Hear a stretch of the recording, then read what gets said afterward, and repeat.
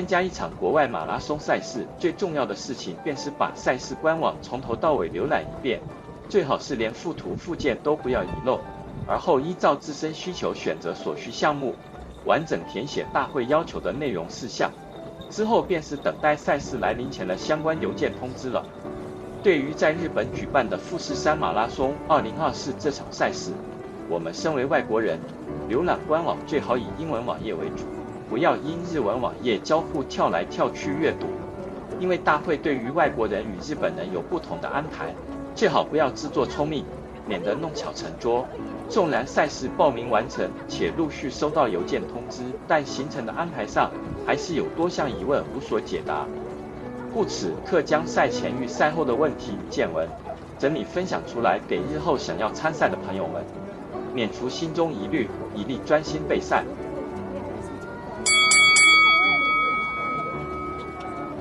除非想要直接购买官方提供的富士山国际马拉松2024套装行程，不然参与这场赛事的第一件事其实不是报名，而是住宿订房。赛事当天与前一天，河口湖周遭便宜的住宿想都不用想，连远在28.2公里外的东横印富士山大岳站都被纳入 B2 的2晚附免费早餐套装行程。想当然尔，距离出发点仅1公里的东横印富士河口湖大桥当然早早被纳入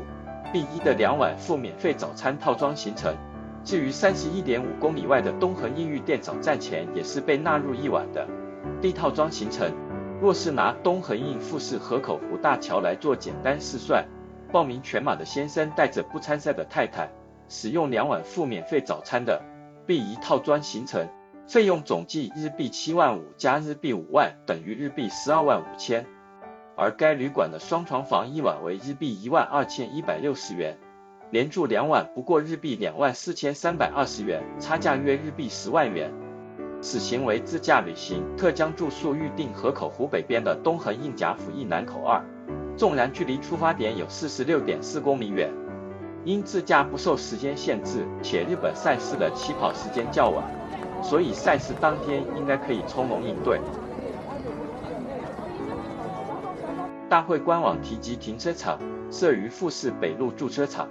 并清楚说明停车费已包含在报名费中，停车位依照先到先得的原则提供，各停车场均有接驳巴士运行，原以此为基准，心中盘算环湖赛10点半起跑，从甲府到停车场约1个小时车程，再多抓1个小时到缓冲，当天仅需于8点半出发即可。没想到11月11日收到大会寄来一封邮件，内容提及新宿领取物资与停车场相关资讯。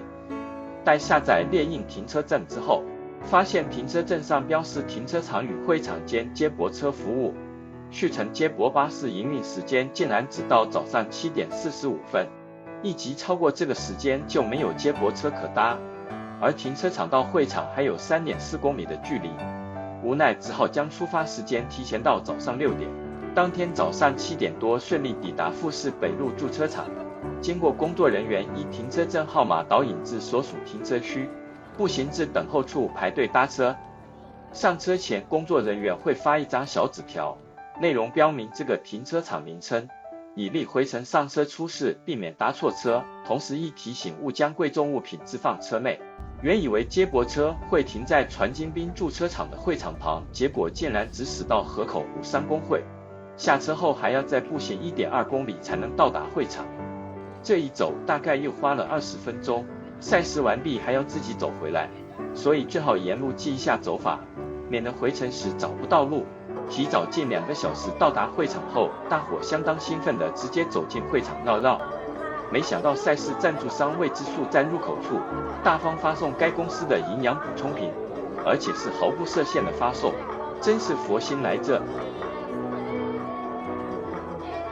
11月19日又收到大会寄来一份邮件，内容提及下载一个包含2维码的注册卡，